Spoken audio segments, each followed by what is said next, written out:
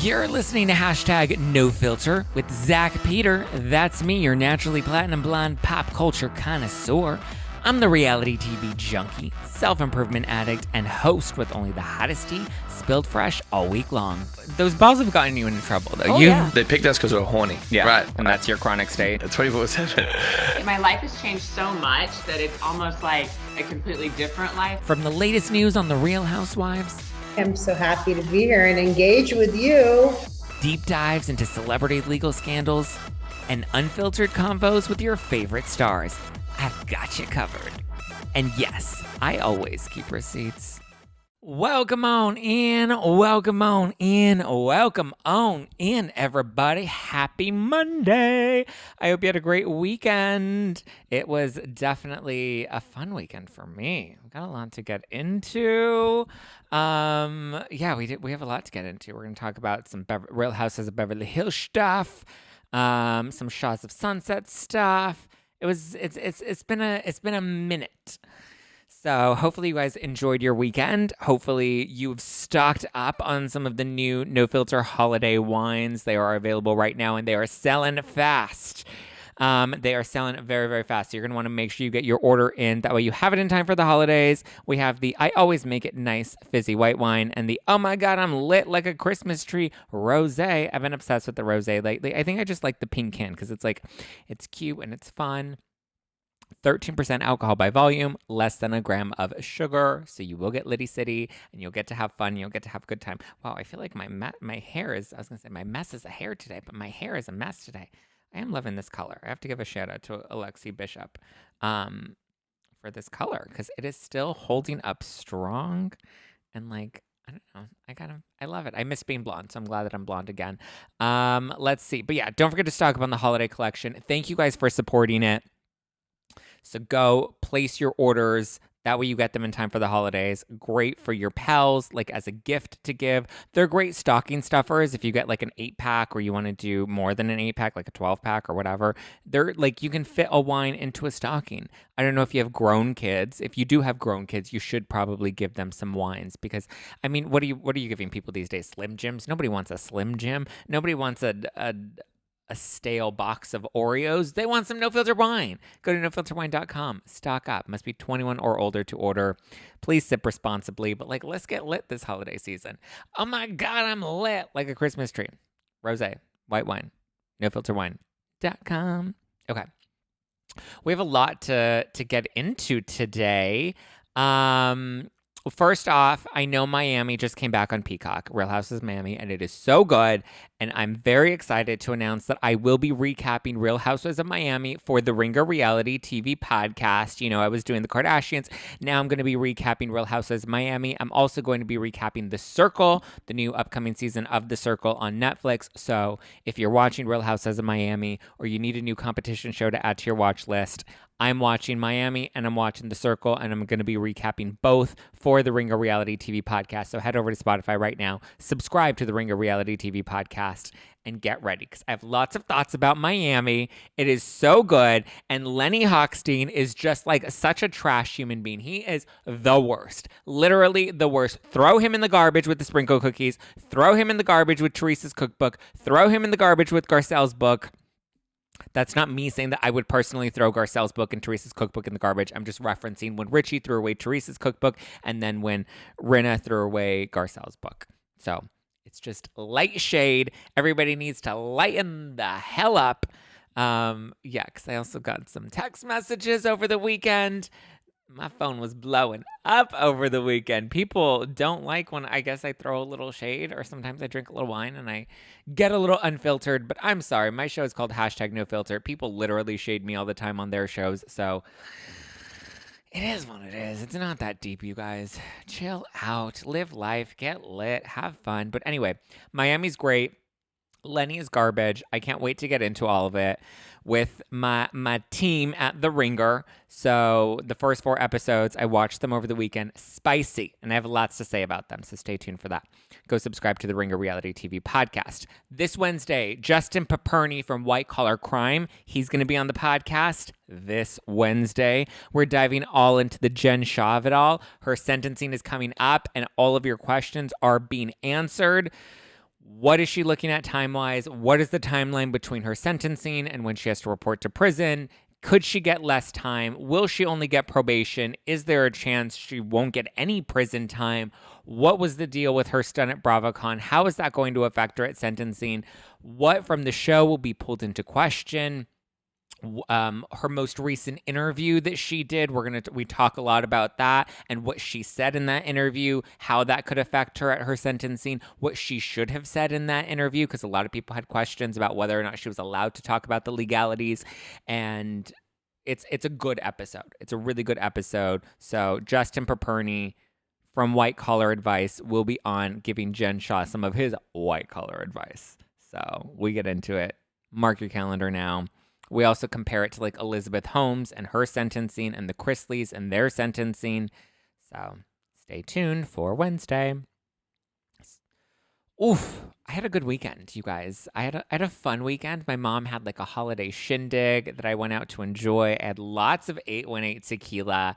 I looked cute. I had a very low cut like satin top.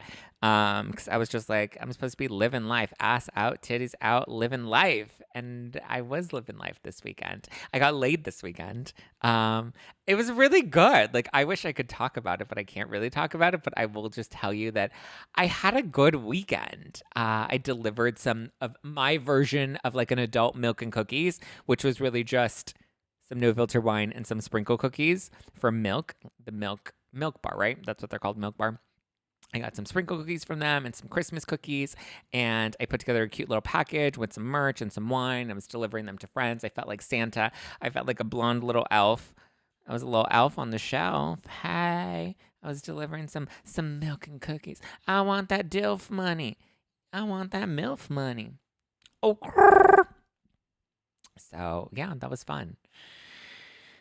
And I got Liddy City and I did a lot of laundry and I caught up on some shows and did lots of cuddles over the weekend and just lived life. I will say that. And now I've got my Harvard sweater on. Like it's hard and I'm ready to dive into the Jen Shah stuff. That's not what we'll be diving into today. We have other stuff that we'll be chatting about today. But I figured I would let you know life is going and life is good. And I had a former friend blow up my phone over the weekend telling me that I should stop doing live streams because they're embarrassing and I look silly. And so I figured, you know what? I'm going to start off this week's podcast episode with my ass out, titties out, sipping wine, living life, rubbing on my nipples. Hey. I'm not afraid to embarrass myself and I'm not afraid to look a little silly. So I just figured, why not live life, guys? Okay, let's dive into all the tea because I've rambled long enough. Diana Jenkins. She is preggers.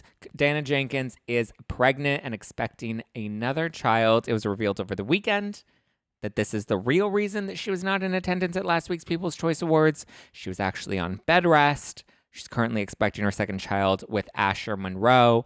I mean, listen, if I were Diana and I were dating Asher, I would be hitting it on the regs. I would make him sing as he climaxes to me in bed. He's a cutie patootie. Like, why not get it? She does have 2 other children with her ex, Roger Jenkins, but this will be her second child with Asher. So this will be her 4th child overall because they have Ellie, Asher and Diana, and then she has 2 kids from her previous marriage. But this most recent season of Real Housewives of Beverly Hills, she spoke very openly about her miscarriage on the show. So sending her lots of love, sending her lots of positive energy for a very healthy pregnancy. We want her to have a solid, strong, healthy baby, and hopefully all goes well. Sending her lots of love. Congrats to Diana and Asher. I know her pregnancy journey has been challenging over the past couple of years, and listen, I know people may not have loved her on the show. I happen to think she's a very nice woman. I've chatted with her very briefly over the past several months. And yeah, sending lots of love. And Diana, if you're having a Christmas party this weekend, my love, invite me. I'm here. I will get Liddy City. I will sing a duet with Asher all day, every day. Oh, Noel, Noel, Noel, Noel. Baby, lock them doors and turn them lights down low. I just feel like now I'm just going to be extra embarrassing and extra cringe just to live it up. Okay, let's talk about Lisa Rinna and Kathy Hilton. Okay, I know we're exhausted hearing about them beefing, but it seems that Lisa Rinna has actually made some peace with Kathy Hilton. You know, maybe seeing Kathy put on some lip gloss, which, by the way, the Kathy and the Mariska Hargitay thing where she's putting on the lip gloss, she addressed it over the weekend, and she's just like, oh my God, I had to sneeze. And if you know me sneezing, it is the loudest thing you have ever heard. And so I was looking for a little hanky in my purse. I was looking for a hanky in my bourbon. And apparently she couldn't find a hanky in her bourbon. And Birkin, sorry, not bourbon, in her Birkin. And so she just thought she was nervous, and she figured she'd put on some lip gloss because she was nervous and she didn't think that she was in the frame. I mean, listen, I think the hanky sneezy story was a little bit extra, but she can honestly be like, listen, I had a moment. I didn't realize I was going to be in the frame. I wasn't trying to steal her moment, but she said she DM'd Mariska and hopes to meet Mariska or like hang out with Mariska or something. She's probably going to send her some Casa de Sol tequila. And you know what? Good for you, Kathy. It was, like I said, I thought people were being way more dramatic about the moment. It was a little rude and disrespectful. Yes. Is it possible that she was doing it for attention for herself? Yes. She's saying that's not the case. I think it was a bit exaggerated and overboard to be like, I had to sneeze and I was looking for a hanky in my purse. First of all, Kathy, nobody says hanky anymore. But whatever. I didn't think it was that deep. She apologized. She's ready to move on from it. But anyway, Lisa Rinna chatted with Entertainment Tonight. She chatted with Cassie DeLora from ET at the Hollywood Reporter's Women in Entertainment Gala. And there she said that she and Kathy actually had a very lovely chat at the People's Choice Awards that night, and that things are all good, that the cast had a really fun night. I know at first everyone was like, that was so awkward, and Sutton was like, that was so awkward, and Lisa was like, this is so freaking awkward, and then Kyle was like, this is awkward, and everyone was posting on their Instagram about how uncomfortable that table was because they were all sitting together for the first time since the reunion, and Kathy was sitting in between Erica and Rinna. But apparently things weren't that awkward. Once the ice melted, everything was all good. We're good. So she told Cassie everything is all good with Kathy Hilton. She doesn't mind whatever the new season brings. She says that a pause for the show is fine. Like, it's a brief pause, and she's like, we all needed it. It feels nice to not have to jump into filming so soon. Kathy also addressed Rinna's potential firing for next season when she was at the People's Choice Awards on the carpet. She said that's not up to her. That's up to NBC and Bravo. So it sounds like even she's changed her tune with Rinna. She's kind of just like, whatever. If they bring Rinna back, then they bring Rinna back. She doesn't seem to care. It doesn't seem like she's trying to give them any more ultimatums. And Rinna doesn't seem to be holding Kathy to the fire as much anymore. So it kind of just sounds like at this point, everybody wants to put that in the past, leave Aspen in the past, and move forward. And hopefully bring back Brandi Glanville, because Brandi was just on 2 T's in a Pod. And she says that she's ready to jump back into the mix. She says that she's ready to shake some things up, that there are too many duos on the cast right now. She said you have Kyle and Dorit, you have Sutton and Garcelle, you have Eric and Rinna. And Brandi's like, listen, I think I would come back in, shake things up, maybe break up some of these couples, and hopefully just kind of get the flow moving again. And we need a catalyst like Brandi to shake things up again. I don't want to see Denise Richards back on the show. I don't think Denise was ever honest. I thought she tried to control the narrative too much. Not interested in that. Not interested in having Lisa Vanderpump back on the show. I think at this point, she's done. She doesn't seem to care to make amends with any of the other women. The other women don't really seem to care to make any amends with her. The only one that seems to really talk to her is Garcelle. And I just think Vanderpump's in a different place. You know, she's like, I don't care to be a part of the drama. She gets to do Vanderpump Rules. She gets to kind of have that TV time, promote her businesses, and still be the executive producer of that show without having to get messy and be caught up in the drama and have to do the reunions. And I think at some point, when you are a reality star and you do have a career outside of this, like at some point you kind of just get ready to like chill. Until you miss being relevant, right? I think that's where Bethany Frankel's at. She kind of misses being relevant, and that's why she has a lot of these like ventures that she has to go on, and she's constantly trying to be on TV and take her projects off the ground and do all of that. She has her new show, Money Business. What is it? Something about money, where she's with the guy from Shark Tank, and they're like, we're gonna be the judge of your money, honey. Cute. Whatever. I don't really care. I don't think it's gonna last very long. But listen, if there's anything about Bethany, she's like a cockroach. She keeps going. She keeps trying. She was milking that Jeff Lewis live last week. She was really milking it. But I'm ready for Brandi to come back into the mix. I don't see how they can't bring her back next season. Like, the fans want Brandi. We want Brandi. There's a very small minority of people that don't want Brandi back. I think now is the time to bring her back. She's even starting to like step it up. Her glam has been a lot better lately. She's been doing her hair and doing her makeup and going out. She was looking real hot. She was hanging out with Kristen Takeman from Real Housewives of New York. Remember, the one who's like, I may not be the sharpest tool in the shed, but at least I'm pretty. And she was blonde. And then her husband was found he was caught on Ashley Madison. Remember that whole scandal? And then she exited the show. And I was like, why? We wanted to see her husband on Ashley Madison. Let's mention that. She was hanging out with Brandi over the weekend, and Melissa Gorga, and who else was there? There was somebody, and Tamra. So Melissa Gorga, Tamra Judge, Brandi Glanville, Kristen Takeman, they were all at an opening together. I believe it was in Vegas. Was it in Vegas? I think it was in Vegas. It was either that or Atlantic City. I don't know. It was I think like a casino opening or something that they were all at together. And they looked great. And Brandi's been stepping up her game. So I feel like at this point she's earned her spot back, and we need to bring back Brandi. Give me some Brandi Glanville. Okay. But we need to help her on the podcast. Like, I like Brandi, but we need to, just kind of comb her hair a bit and do her makeup kind of nicely. Maybe do a little contour. Because when she tapes her podcast, sometimes I'm just like, Brandi, girl, listen, and I get it. When you tape your podcast as often as we do, like, sometimes you can't look fully hot and glammed. Like, when I got the clip on Real Housewives of Beverly Hills, like, I didn't want that clip to be on there because I thought I looked horrible in that live. The lighting wasn't, listen, I was just starting to do live streams on YouTube. The camera, the angling wasn't amazing. The lighting wasn't amazing. I was wearing, like, my shoulders were, like, hunched over. I was like, oh, I looked like a troll.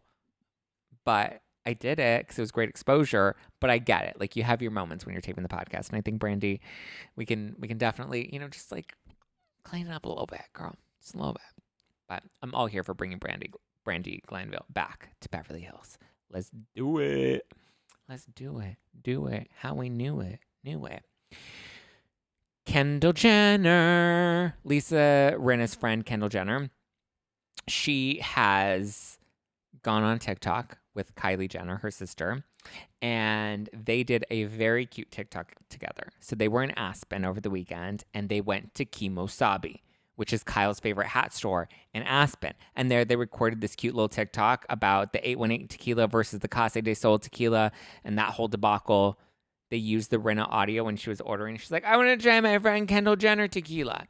And so they played that audio, and it's Kendall and Kylie, and they're drinking the tequila at Kimosabi. And then they show the two bottles, and they're both labeled as Kendall's tequila and Kathy's tequila.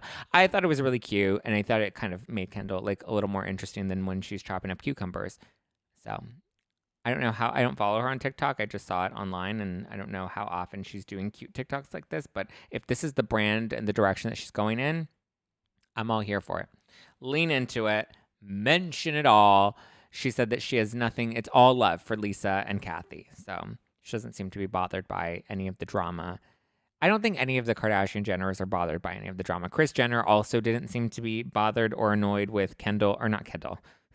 I mean, she probably is annoyed with Kendall because Kendall, loves to cancel on things when she's working and has work commitments, but not as much as Kylie. But anyway, I don't think either of them have a problem with Lisa Rinna or Kathy Hilton. I think they know the reality game. They know how TV works. They know how entertainment works. And so they have no skin in the game, nor do they really care. As long as they're being talked about and their products are being promoted on Real Housewives of Beverly Hills, I don't think they really care what Lisa Rinna is accusing Kathy of, or what Kathy is saying she did or didn't do, or whatever the case may be. They know the game better than anybody else, and they know, if anything, this is just good for their brands because it keeps them relevant. So that's what I got to say about the Jenners. Reza Farahan is talking Shahs of Sunset and their new upcoming spinoff. Is it coming? Is it not? What is it? Nobody knows. But anyway, Reza was just on the Side Piece podcast with Melissa Feister, and he talked all about Shahs, and he talked about the end of Shahs. He said that they were initially told that the show was going to be put on pause, like Real Houses of Atlanta. Atlanta had been put on pause for a year. I feel like it's very common that these shows get put on pause. It's not like New York where it was paused and canceled. I feel like occasionally the shows have pauses like this, sometimes they're necessary for production to regroup, whatever the case may be. But he said that he was originally told that Shahs was going to be put on pause for a little bit of a break. And this was right after Mike Showhead was arrested, who's also one of the cast members for all of his drama involving Paulina and the domestic violence or the domestic assault charges that were filed against him. Or this was actually when he was first arrested. But told that it was going to be put on pause until TMZ reported that the show had actually been canceled. And Reza's like, I felt like they weren't very honest with us because I was kind of blindsided by the fact that the show was canceled, and we weren't told that the show was canceled. We were just told that we were taking a bit of a hiatus. So that's when he, Gigi, and MJ decided, well, we're going to tape our own show. And so they put together a pilot that they've been shopping around with the three of them in it. I don't know what the concept is. I don't think they've shared or disclosed that, but we have seen them out filming. The show is yet to be picked up. Unclear whether or not they will be picked up. So at least there's somewhat of a chance that the three of them may be back on the show. I feel like the three of them are the show. Without Mike, they were the show. We had Destiny, but I didn't feel like Destiny was like a strong enough character on the show. She was great, but like in terms of like Shahs, you think of Reza, you think of MJ, you think of Gigi, and you think of Mike. I think the four of them are the core of Shahs of Sunset. The others were great. Nima's hot. God, I would fuck Nima so bad. It's okay. Raquel's already on that or has been on that. But I'm just like, Nima, if you ever want to switch teams, let's go, baby. But we'll see what happens. But it seems like Shahs for now has been put on pause indefinitely. I enjoyed Shahs. I thought it was a really good show. I understand the Mike stuff. I get that. But like, then just fire him, right? With his arrest and the domestic violence accusations against him. And now there are, I think, like 17 charges being brought against him currently. I get it. That's heavy. But like, move forward without him. We don't need him on the show. Mike seemed like a nice guy. I've had him on my show, and my interview and interaction with him seemed fine. When we watched the show, obviously it did seem like he was a bit controlling of Paulina. He did seem, like he was just one of those machismo guys. It's like, what I say goes. So I can see, listen, I don't know. 17 charges is a lot to file against him. I don't know their relationship. We know what we've seen, and from what we've seen, it didn't look great. It seemed like Destiny was definitely outing them. It didn't really appear that Reza, MJ, or Gigi were really on Mike's side either. I thought the reunion was spicy, though. I thought the reunion was great. And their ratings overall weren't bad. They were pulling in like a strong 800K per week. And those were the live views, not even the DVR ratings. 800 per week, I think, is solid. The reunion performed strong. The ratings were slightly down overall, yes, but that's like across the board on cable. All cable ratings are slightly down right now. Like, people just aren't watching live TV as much as they used to. So I thought it was weird that they would pull the plug, especially if it's just about the Mike stuff. Because the Mike stuff, you get rid of him, you fire him, you film the cast reacting. Vanderpump Rules, they also put that on ice for a while. I don't think any of the cast started pitching any other shows outside of that. So the fact that Reza, MJ, and Gigi are already pitching another show, that might kind of be the writing on the wall that like they know that the show's definitely not coming back. I would also imagine that would hinder the ability for a spinoff to get picked up with a different network, because I assume they would still be under a non-compete clause where they're not allowed to film a show together on another network. I remember when we were on tour and I wanted to have MJ participate in our LA show, and I remember her manager at the time was like, well, you can't have more than one Bravo Lab together at a show on stage like that, because Bravo doesn't usually like them doing stuff like that. Obviously, Vanderpump wasn't in production at the time, and neither was Shahs, actually. We'll come to think about it. Shahs wasn't in production either, but I guess they were anticipating that the show was going to be getting picked up again, but it doesn't look like it is. So maybe I will have like Reza and MJ and Gigi on another live show at some point in the future. Some of them, all of them, who knows? I wouldn't be against it. I actually think that would kind of be fun. MJ was at the show in LA at the Bourbon Room. So I've already said that I would like to. I've expressed interest. I have spoken to the Bourbon Room, and I've expressed interest about doing another live show there. Obviously, it won't be a Spilling Tea Live. I'm thinking of calling it No Filter Night Out. I shouldn't even be saying this. Like, it should be like a big like surprise reveal. So I'm not going to say anything anymore, but I would love to actually do another live show, or possible couple of live shows, if that's something you guys are even interested in. And, And let me know who you would be interested in seeing live shows with, because I would definitely be open to getting back on the road and doing it again. It was a crazy, wild journey, and it was so exhausting by the end of it, but it was a lot of fun. And I think I've already gotten the amnesia enough to not remember, or to at least shelve how challenging the tour was. But like at this point, I don't know, maybe I'm so much of a masochist that I might want to get back to doing some more live shows. Maybe not a full tour, but maybe like 1 or 2 throughout the year, something.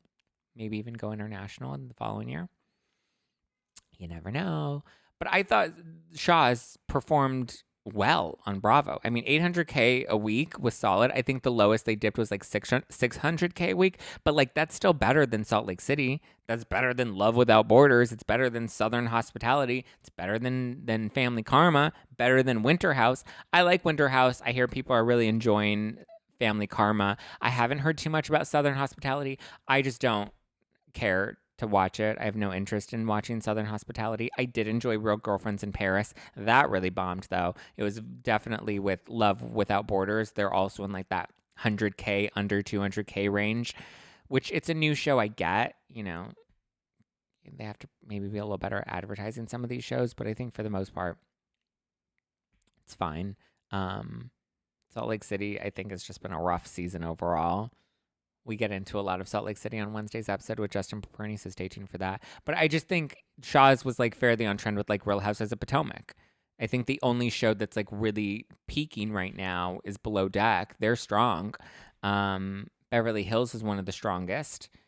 Potomac is performing really strong right now.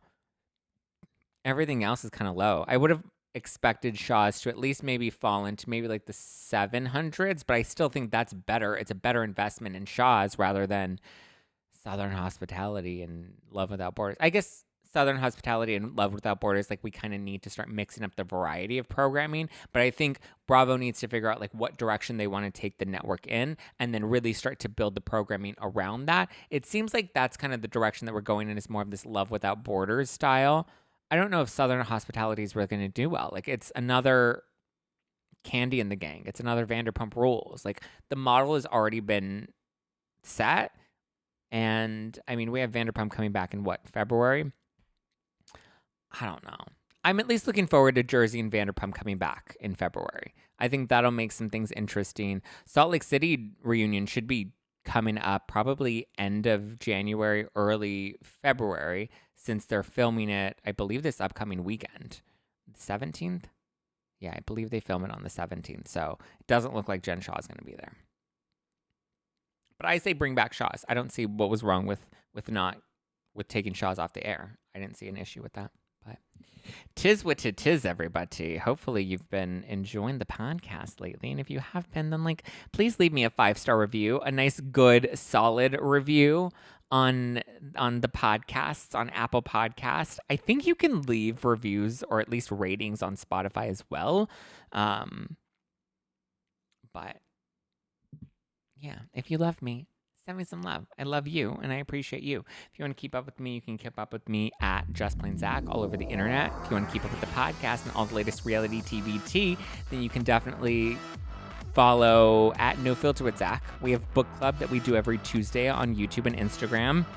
And then we have our regular lives that we do every Thursday night on YouTube and Instagram. It gets rebroadcast on the podcast on Friday mornings. This week we will not be doing a book club, but we will be recapping the Casey Anthony documentary on Peacock. So watch that and then know that Tuesday night's live is going to be focused on the Casey Anthony documentary. And let's get into all of that. Okay.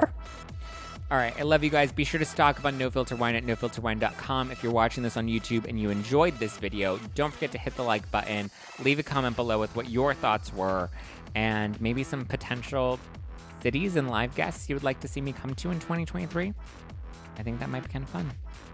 Get on tour, meet some people, take some wine. Maybe, maybe not. Who knows? All right, I love you. I appreciate you. Have a wonderful week. You'll have a new podcast episode on Wednesday with Justin Paperny. All right, guys. Love you. Mean it. Bye.